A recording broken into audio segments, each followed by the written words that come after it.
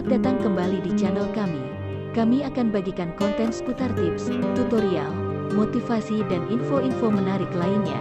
Tapi sebelum lanjut ke video selengkapnya, jangan lupa untuk subscribe dan tekan tombol loncengnya agar tidak ketinggalan konten seputar tips, tutorial, motivasi dan menarik lainnya dari kami. Apakah Anda tahu jika stres dan cemas itu mempunyai perbedaan, dan apa bahayanya jika berkelanjutan? Hampir setiap orang pernah mengalami stres, entah itu karena kerjaan kantor yang mepet deadline, konflik keluarga atau pasangan, hingga hal sepele seperti stres menghadapi macetnya jalanan ibu kota. Rasa takut dan was-was akibat stres ini bisa menyengsarakan dan terasa seperti tak akan ada habisnya. Namun, pernahkah Anda bertanya-tanya apa perbedaan stres dan cemas?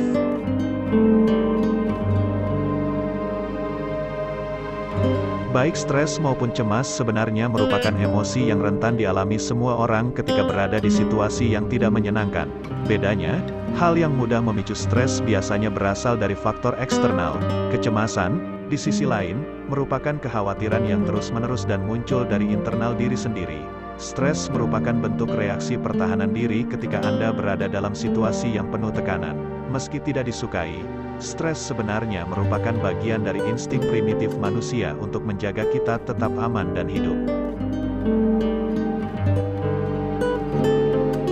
Sebagai contoh, saat Anda harus melakukan presentasi proyek pekerjaan minggu depan, tubuh merasakan hal tersebut sebagai bahaya atau ancaman. Untuk melindungi Anda, otak mulai memproduksi sejumlah hormon dan senyawa kimia seperti adrenalin, kortisol, dan norepinefrin yang memicu reaksi fight or flight dalam tubuh. Reaksi inilah yang akan mendorong Anda melakukan suatu usaha, misalnya belajar atau mempersiapkan presentasi sebaik mungkin supaya semua berjalan dengan lancar. Sementara itu, cemas merupakan reaksi spesifik terhadap stres. Familiar dengan sensasi perut mulas, kepala pening, jantung deg-degan, dan keringat dingin saat Anda diliputi kekhawatiran sebelum berbicara di depan umum. Ini adalah beberapa pertanda Anda sedang cemas. Selain itu, kecemasan juga bisa menimbulkan serangkaian gejala seperti sulit tidur, sulit berkonsentrasi, kelelahan, tegang otot, atau perasaan cepat marah.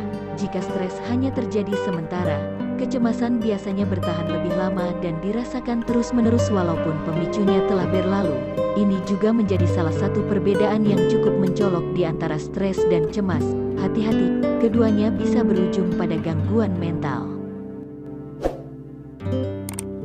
Stres dan cemas yang ringan biasanya masih bisa diatasi dengan perubahan pada kebiasaan sehari-hari, misalnya dengan melakukan gaya hidup yang lebih aktif dan tidur yang cukup. Namun, bila cara-cara tersebut tidak berhasil mengendalikan stres, pertimbangkan untuk mengatur jadwal dengan psikolog. Jika dibiarkan berlarut-larut, stres bisa berkembang menjadi gangguan mental.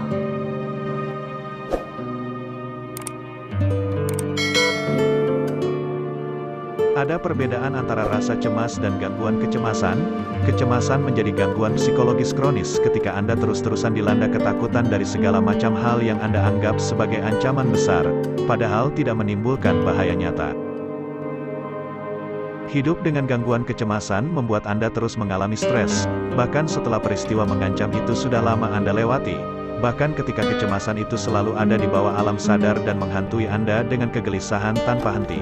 Kecemasan bisa Anda alami setiap hari dengan gejala yang amat jelas, seperti fobia sosial, atau datang tiba-tiba tanpa alasan seperti serangan panik.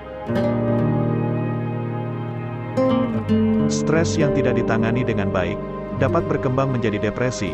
Penderitanya tak lagi memiliki motivasi atau keinginan untuk melakukan hal-hal yang dulunya disukai. Orang yang depresi biasanya akan mulai menarik diri dari lingkungan sosial. Padahal, semakin lama Anda mengisolasi diri, tingkat stres malah akan semakin meningkat. Jadi, tak hanya stres yang bisa menyebabkan depresi, depresi juga bisa membuat stres semakin parah.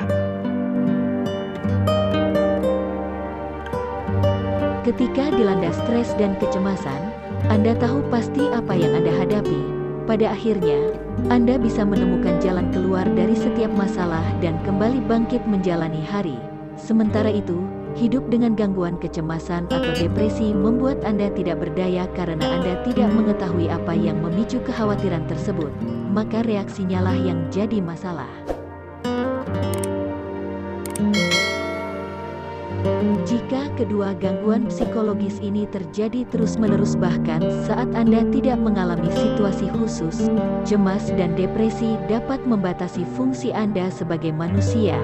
Anda mungkin merasa lelah terus-menerus dan kehilangan motivasi atau semangat untuk bekerja, bersosialisasi, atau berkendara layaknya orang lain. Maka dari itu, Anda harus memahami pikiran dan perasaan yang memengaruhi kondisi Anda, agar Anda dapat segera mengendalikannya. Jika kondisi cemas dan stres masih saja berlangsung dalam diri Anda tanpa henti, Anda bisa segera konsultasikan diri Anda ke psikolog atau psikiater. Terima kasih sudah menonton sampai selesai. Semoga